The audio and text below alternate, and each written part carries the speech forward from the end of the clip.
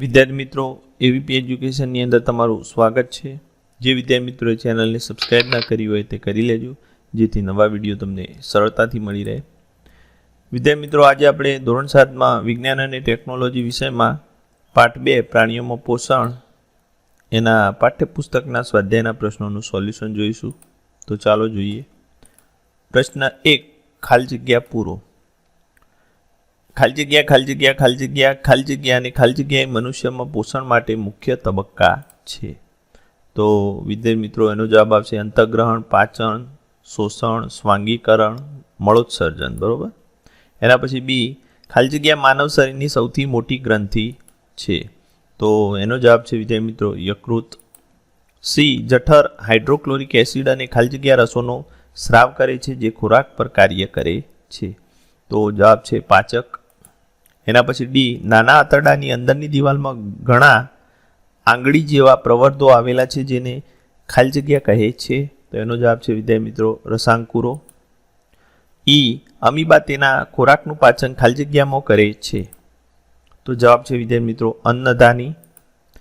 એના પછી પ્રશ્ન 2, સાચા વિધાન સામે ટી કરો અને ખોટા વિધાન સામે એફ કરો।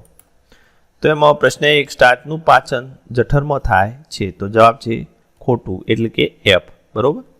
બીજું, જીભ લાળ રસને ખોરાકમાં ભેળવવામાં મદદ કરે છે। તો એનો જવાબ છે ટી, એટલે કે ટ્રુ। ત્રીજું, પિત્તાશય થોડા સમય માટે પિત્તરસનો સંગ્રહ કરે છે। તો એનો જવાબ છે ટી, ટ્રુ। બરોબર।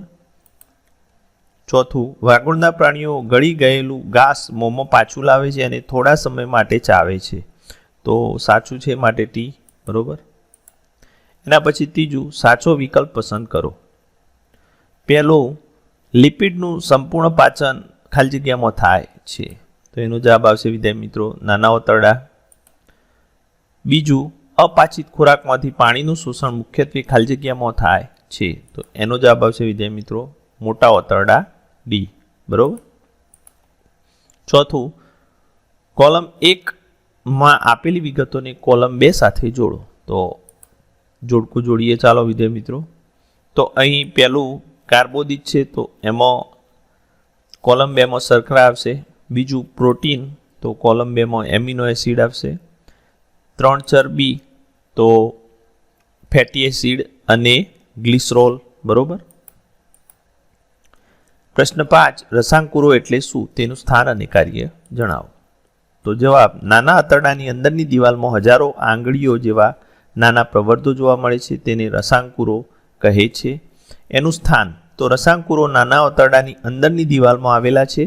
એમનું કાર્ય, તો રસાંકુરો પાચિત ખોરાકની શોષણ સપાટીમાં વધારો કરે છે, આથી નાના આંતરડામાં ખોરાકનું શોષણ સરળતાથી થાય છે। તો આ રીતે તમારે સ્થાન અને કાર્ય લખવાનું છે।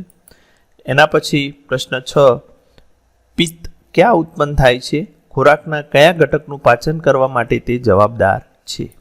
તો એનો જવાબ છે વિદ્યાર્થી મિત્રો પિત્ત યકૃતમાં ઉત્પન્ન થાય છે। તે નાના આંતરડામાં થતા ચરબીના પાચનમાં મદદ કરે છે। એના પછી પ્રશ્ન 7, કયા કાર્બોદિત ઘટકો છે જેનું વાગોળના પ્રાણીઓ પાચન કરી શકે છે પરંતુ મનુષ્યો કરી શકતા નથી, શા માટે? તો એનો જવાબ છે વિદ્યાર્થી મિત્રો ઘાસમાં સેલ્યુલોઝ નામનો કાર્બોદિત હોય છે।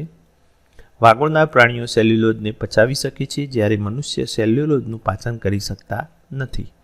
કારણ, તો વાગોળના પ્રાણીઓમાં અન્નનળી અને નાના આંતરડા વચ્ચે કોથળી જેવી રચના આવેલી છે, તેમાં સેલ્યુલોઝનું પાચન કરતા બેક્ટેરિયા આવેલા છે। આથી વાગોળના પ્રાણીઓ ઘાસમાં રહેલા સેલ્યુલોઝને પચાવી શકે છે। આ બેક્ટેરિયા મનુષ્યમાં આવેલા નથી, તેથી મનુષ્ય સેલ્યુલોઝને પચાવી શકતો નથી। એના પછી પ્રશ્ન 8, આપણને ગ્લુકોઝમાંથી શા માટે તાત્કાલિક ઉર્જા મળે છે? તો એનો જવાબ છે ગ્લુકોઝ કાર્બોદિતનું સરળ સ્વરૂપ છે અને ગ્લુકોઝને ખોરાક તરીકે લેવાથી તે સીધો જ રુધિરમાં શોષાઈ શકે છે। રુધિરમાં શોષાયેલો ગ્લુકોઝ શરીરના કોષોમાં પહોંચી ઓક્સિજન સાથે મંદ દહન પામી શક્તિ મુક્ત કરે છે, તેથી આપણને તાત્કાલિક ઉર્જા મળે છે। અહીંયા વિદ્યાર્થી મિત્રો ગ્લુકોઝ લખવાનું છે, બરોબર, બંને જગ્યાએ। 9મું, આ પ્રક્રિયામાં પાચનનો કયો ભાગ સમાયેલ છે? અહીંયા એવું આપણે લખવાનું છે. તો કઈ પ્રક્રિયા? તો અહીંયા ખોરાકનું શોષણ. એ પ્રક્રિયામાં પાચન માર્ગનો કયો ભાગ સમાયેલ છે? તો વિદ્યાર્થી મિત્રો એનો જવાબ છે નાનું આંતરડું. પછી એના બીજું, ખોરાકને ચાવવાની ક્રિયા તો મુખ ગુહામાં થાય છે.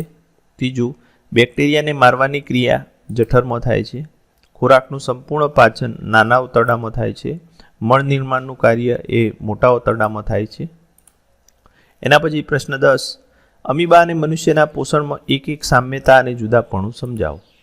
તો એનો જવાબ છે અમીબા અને મનુષ્યના પોષણમાં સામ્યતા બંનેમાં ખોરાક ગ્રહણ, ખોરાકનું પાચન, પચેલા ખોરાકનું શોષણ અને અપાચિત ખોરાકનો શરીરમાંથી નિકાલ પોષણના તબક્કા તરીકે જોવા મળે છે.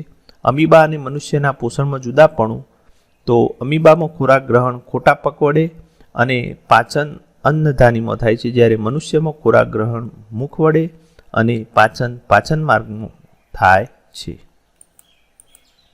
એના પછી પ્રશ્ન 11, કોલમ 1માં આપેલી વિગતોને કોલમ 2 સાથે જોડો. તો અહીંયા આપણે જોડકું જોડવાનું છે. તો અહીં પહેલામાં આવશે વિદ્યાર્થી મિત્રો સી, લાળ રસનો સ્રાવ. લાળ ગ્રંથિઓ લાળ રસનો સ્રાવ કરે છે. બીજું જઠર, તો એમાં આવશે વિદ્યાર્થી મિત્રો એસિડનો સ્રાવ, ડી. ત્રીજું યકૃત, તો એમાં આવશે પિત્તરસનો સ્રાવ. ચોથું મળાશય, તો એમાં આવશે અપાચિત ખોરાકનો સંગ્રહ. પાંચમું નાનું આંતરડું, તો પાચન પૂર્ણ થાય છે. અને છઠ્ઠું મોટું આંતરડું, તો પાણીનું શોષણ થાય છે. પ્રશ્ન 12, પાચન માર્ગ દર્શાવતી આકૃતિમાં નામ નિર્દેશન કરો. તો અહીંયા વિદ્યાર્થી મિત્રો તમારે આવી આકૃતિ દોરી અને નામ નિર્દેશન કરવાનું છે. પુસ્તકની અંદર આકૃતિ આપેલી છે મનુષ્યનું પાચન તંત્ર.